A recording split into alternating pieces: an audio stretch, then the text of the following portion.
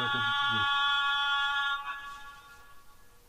لوگ ایمان لائے اور عمل نیک کیے ان کے لیے خوشحالی اور عمدہ ٹھکانہ ہے۔ آخری عمل، 10واں عمل جو مجھے اور آپ کو کرنا ہے، رسول اللہ صلی اللہ علیہ وآلہ وسلم کے اس دین کی دعوت کو عام کرنا۔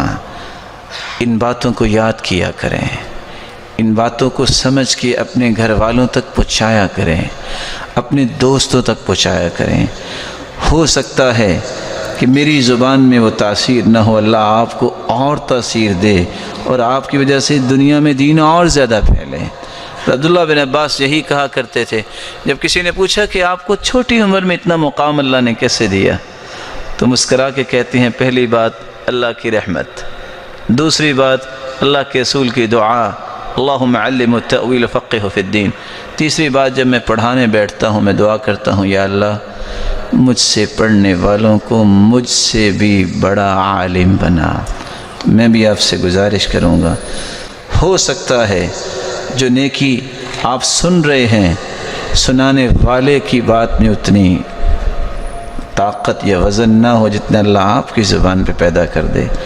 اپنے رشتہ داروں کو، اپنے دوستوں کو، اپنے تعلق والوں کو اور اپنی کانٹینٹ میں جتنے ہیں ان کو یہ نیکی کی باتیں پہنچایا کرو۔ ملے گا کیا؟ من دل علی خیر فلہ اجر مثل فاعلی۔ آپ ایک پیغام دیتے ہیں کسی کو، اگر زندگی جب تک ہے لاکھوں کروڑوں لوگ اس بات کو سن کے عمل کرتے ہیں، سب کو برابر کا اجر تو ملے گا، لیکن ان سب کے برابر آپ کو اللہ سبحانہ و تعالی اکیلے کو اجر عطا کریں گے۔ آپ اگر دین کے لیے نکلے ہیں اور دین کے لیے نکلتے وقت آپ کے جوتے پہ گرد تو پڑی ہوگی، آپ کے لباس پہ بھی گرد پڑی ہوگی۔ حدیث کی الفاظ ہیں، جو بندہ باوضو ہو کے مسجد آتا ہے دو مقصد لے کے، لا يريد فيه الا ان يتعلم خيرا او يعلمه، سیکھنے کی غرض سے یا سکھانے کی غرض سے، حالانکہ گھر سے وضو کیا اپنے پڑوس میں مسجد میں آیا ہے۔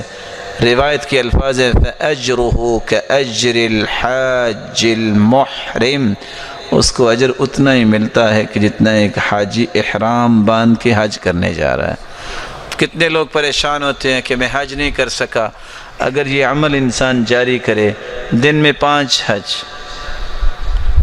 اس کا اجر لے سکتا ہے، اور ہفتے میں کتنے ہوں گے؟ 35 حج، اور مہینے میں کتنے ہوں گے؟ 150 حج۔ صحیح ترغیب کی روایت ہے۔ اور یہی شخص گھر سے باہر نکلے، گرد پڑتی ہے لباس پہ، جوتے پہ، اصابہ مسکن یوم القیامہ، جتنی گرد اس پہ پڑتی ہے رب تعالیٰ اتنی جنت میں کستوری عطا کر دیتے ہیں۔ من سلک طریقا یلتمس فیہ علما سہل اللہ لہ بہ طریقا الی الجنہ، جو اس راستے پہ نکلتا ہے کہ میں نے سیکھنا اور سکھانا ہے، اللہ اس کے لیے جنت کا راستہ آسان کر دیتے ہیں۔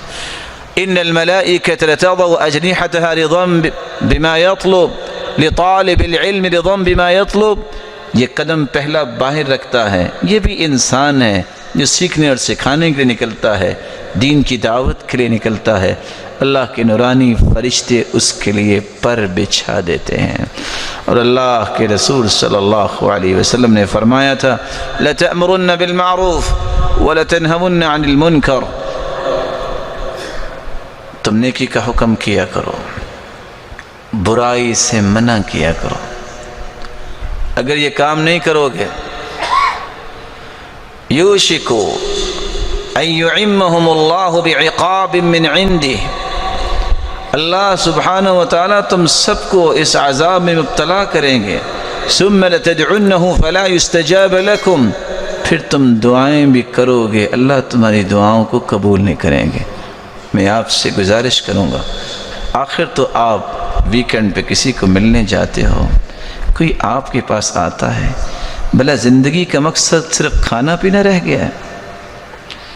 بیٹھو، کھاؤ بھی، پیو بھی، ملو بھی، آپ کیوں نہیں اس وقت کہتے میرے بھائی آپ پسند فرمائیں گے میں آپ کو 2 حدیثیں سنا دوں؟ میرے بھائی ہم کو دین کی بات نہ کر رہے ہیں۔ صحابہ جو عدول ہیں، جنتی ہیں، ایک دوسرے کو ملتے تو کہتے تعال تعال نؤمن ساعہ، آؤ ذرا بیٹھو ایمان تازہ کر لیں۔ مجھے اور آپ کو ایمان تازہ کرنے کی ضرورت نہیں ہے، مزاج بناؤ، عادت بناؤ، میں نے خیر کی بات سننی ہے اور سنانی ہے۔ لَأَن يَهْدِيَ اللَّهُ بِكَ رَجُلًا وَاحِدًا خَيْرٌ لَكَ مِنْ حُمُرِ النَّعَمِ۔ ایک بندے کی ہدایت اگر آپ کے ہاتھ سے ہو گئی تو یاد رکھنا یہ سرخ اونٹوں سے بھی زیادہ قیمتی ہے۔ اللہ ذوالجلال مجھے اور آپ کو اس بات کی توفیق عطا فرمائے، اور اللہ ذوالجلال ہمیں نیکیاں کرنے کی توفیق عطا فرمائے۔ مالک الملک ہمیں برائیوں سے بچائے، ہم بہت خطا کار ہیں، اللہ ہمارے گناہوں کو معاف فرما دے، لغزشوں سے درگزر فرمائے۔ اور اللہ ذوالجلال جتنے یہ روشن چہرے سن رہے ہیں، مولا کریم ان پہ جہنم کی آگ حرام کر دے۔ مولا کریم جو صاحب اولاد ان کی اولادوں کو نیک بنا، دست و بازو بنا، آنکھوں کی ٹھنڈک بنا، صدقہ جاریہ بنا، اور جو بے اولاد ہیں ان کی جھولیوں کو بارونق بنا۔ اے اللہ جو صاحب مال ہیں ان کے مال میں برکت فرما۔ مولا کریم ان کو حاسدوں کی حسد اور شریروں کی شرارت سے بچا۔ جو بے روزگار ہیں اللہ ان کو تونگر بنا دے، تیرے خزانے بہت وسیع ہیں۔ جو مقروض ہے ان کو غیبی خزانوں سے مدد فرما، اللہ سب کے لیے آسانیاں فرما دے۔ مولا کریم سب کو توکل اور یقین نصیب فرما دے۔ مولا کریم جس طرح تیرے گھر میں جمع ہیں سب کو والدین، اولادوں، رشتہ داروں کے ساتھ جنت الفردوس میں اپنے محبوب کی رفاقت نصیب فرما اور اپنے دیدار کا مستحق بنا۔ وآخر دعوانا ان الحمد للہ رب العالمین۔